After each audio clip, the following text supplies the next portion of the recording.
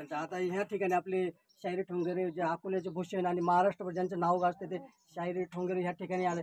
पहिल्यांदा तुमचं जय आदिवासी शाहीर, तर तुम्ही बाबामध्ये एक दोन मिनटं तुमचं मनोगत व्यक्त करा, कारण तुम्ही आज जे बाबांना खूप सहकार्य केलं, ज्यांनी तुमच्या सहकार्यातून तुमच्या विचारातून ज्या शिल्प साकारले जाते, जे कार्यक्रम आयोजित केला, म्हणजे तुमचं खूप मोठं तुमचे माझ्या वतीने खूप अभिनंदन. बाबांबद्दल दोन शब्द व्यक्त मला एक असं वाटतं. सर्वप्रथम सर्व समाज बांधवांना शाहिराचा जय आदिवासी, जय गाडगे बाबा. बाबांविषयी मजप आमारासी काय थोरपण पायाची वाहन पाये बरी. बाबांचं व्यक्तिमत्व, बाबांनी जे आता सांगितलं, तुम्ही सर्वांनी त्यांची मुलाखत ऐकलेली आहे, परंतु बाबांकडे एक आहे, ताकाला जाऊन कधी गाडगं नाही लपवलं. जे रोखोक, जे साध्या भोळ्या भाषेमध्ये जे ओरिजिनल माझं बीज आहे, मी आदिवासी समाजाचा आहे आणि आदिवासी समाजाला कोणीही गुरु नाही. बरोबर. कुठेही हा समाज शिकायला गेला नाही. ब्राह्मण इतर समाज कोणत्याही कला गुणांना शिकायला जातो, पण बाबांकडून एक आदर्श घेण्यासारखा आहे.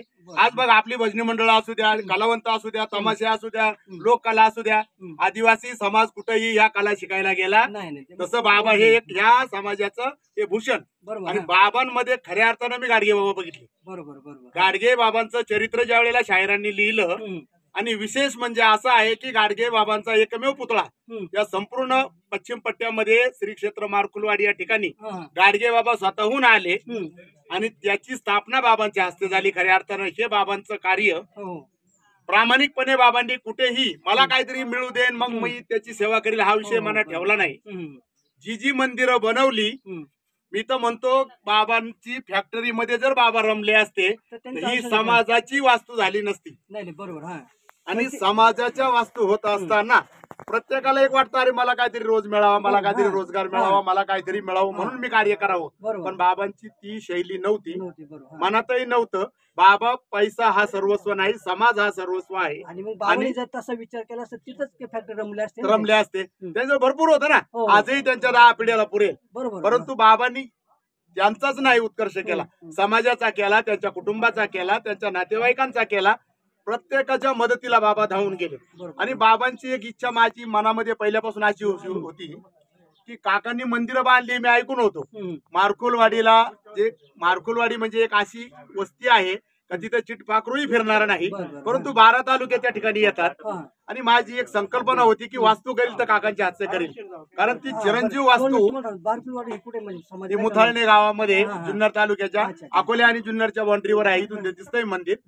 आणि काकांनी मला पहिला प्रश्न केला होता, बघ मी एखाद्या वस्तूला हात घालतो, परंतु तो शेवट नेण्यासाठी तुझ्यामध्ये क्षमता पाहिजे. कारण काय होतं, सामाजिक गोष्ट एकत्र आली ना की गावामध्ये मग वितंड, गट, तट आणि मग चांगल्या वस्तूला तिथे खीळ बसली जाते. आणि काकांचं म्हणणं होतं, एखादा झेंडा जर मी हातात धरला तर शिखरावर जातपर्यंत मला कोणी थांबू नका, त्याच्यासाठी सगळं पाठबळ तुला देता येईल. मी काकांना शब्द दिला होता आणि तो काकांना एकही कुठेही काही कमी न पडता तो परिपूर्ण काकांनी शेवटास नेला. 60 फुटाचा कळस आजही तो 52 फुटाचा लिहिलाय ना, तो 60 फूट आहे. काका आजही त्या कळसावर जातात.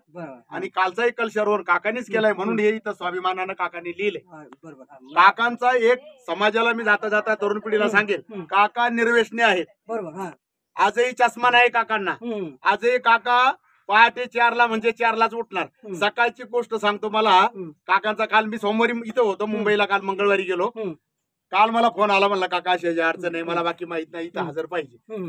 सकाळी 5:45ला मला फोन काकांचा झोपेतच, कुठे येतो म्हणलं काका ओतूरपती. म्हणजे हे जे सांगण्याचं मनोदय आहे की काकांचा भाव तिथं देव, अशा भावनेनं काकांनी कार्य केलं. मग तो लहान आहे का मोठा आहे का कसं आहे, परंतु कला आहे ज्याच्याकडे खऱ्या अर्थानं त्या समाजाला घेऊन चालण्याची क्षमता आहे. काका तिथे नतमस्तक झाले. कधी मगाशी म्हटले ते बोलता बोलता, मी काही वारकरी नाही, बसायला घेणार नाही, पण वारकऱ्यापेक्षाही काम मोठं आहे. काकांमध्ये जो भाव आहे, माळकरी झाला, कानाला गंध, नाकाला गंध लावला म्हणून वारकऱ्याची दिशा घेता येत नाही. तुमचं कार्य, तुमची कार्य करण्याची क्षमता, तुमचा भाव चांगला असेल तर भगवंत त्या ठिकाणी आहे. तो काकांच्या रूपानं आज जो आपण इथे बसवला हा भगवंत समाजाचा आहे. डॉक्टर बाबासाहेब आंबेडकरांचा तुम्ही मागे सांगितलं की पहिला पुतळा हा बाबासाहेबांचा, तसा हा आदिवासी समाजामध्ये हा बाबासाहेब तत्वज्ञानी होते. गाडगे बाबांच्या कृपेनं बाबा एक वास्तू विशारद आहेत, उत्कृष्ट शिल्पकार आहेत. आणि बाबांचा हाच आदर्श या तरुण पिढीनं घ्यावा. पुतळे बांधून होण्यापेक्षा बाबांचा आदर्श घेण्यासाठी खरी ही व्यक्तिशिल्प या ठिकाणी आपण बसवले आहेत. काकांनी जे जे कार्य केलं ते सर्व या ठिकाणी आहे. तुम्ही तुमचा जो चॅनल आहे त्याला मी मनापासून शुभेच्छा देतो. प्रसिद्धीसाठी नाही परंतु समाजाच्या हितार्थ. समाजामध्ये गेले. हा, आता कारण म्हणजे मी तालुक्यात मलाही माहित नव्हतं, पण बाबाच्या कामं कळली. बाबांचा पूर्ण जीवनपट त्या बाजूने जो मगाशी मी काव्यात म्हटला, परंतु बाबांचा एक पोवाडा तयार केलाय. ज्या वेळेला वेळ येईल तेव्हा आपण तो पोवाड्यातून त्याचं चित्रीकरण करू. हो, चालेल चालेल. मी ही या वेशामध्ये आहे म्हणजे मी सर्व्हिसला आहे मुंबई महानगरपालिकेमध्ये सेवा करून जेवढं समाजाचं करता येईल. बरोबर. काकांनी सांगितलं मगाशी वैयक्तिक खर्च केला. मी जर 10 जणांकडे बागत बसलो असतो तर मंदिरही झालं नसतं आणि काही झालं नसतं. मला 100 ठिकाणी खोड घालणारे नको ते व्यक्ती आणणारी माणसं तयार झाली असती. आता मी समाजाकडे जाईल आणि 1-1 रुपया तुम्ही मदत करा हे मी मागेल. परंतु पहिली शिल्प पहिली वास्तू काकांनी तयार केली. पैशापेक्षा काकांच्या कलाकृतीला सलाम करून या ठिकाणी मी थांबतो. जय आदिवासी. जयराम ते बघा, आज मला बाबांचे कार्य आणि बाबांचे शिल्प एकदा व्यवस्थित सगळ्यांना दाखवा.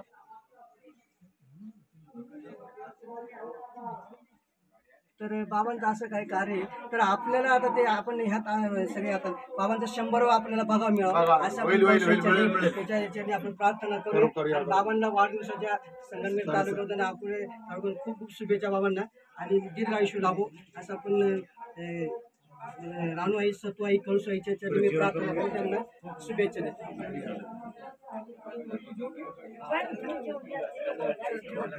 चला आता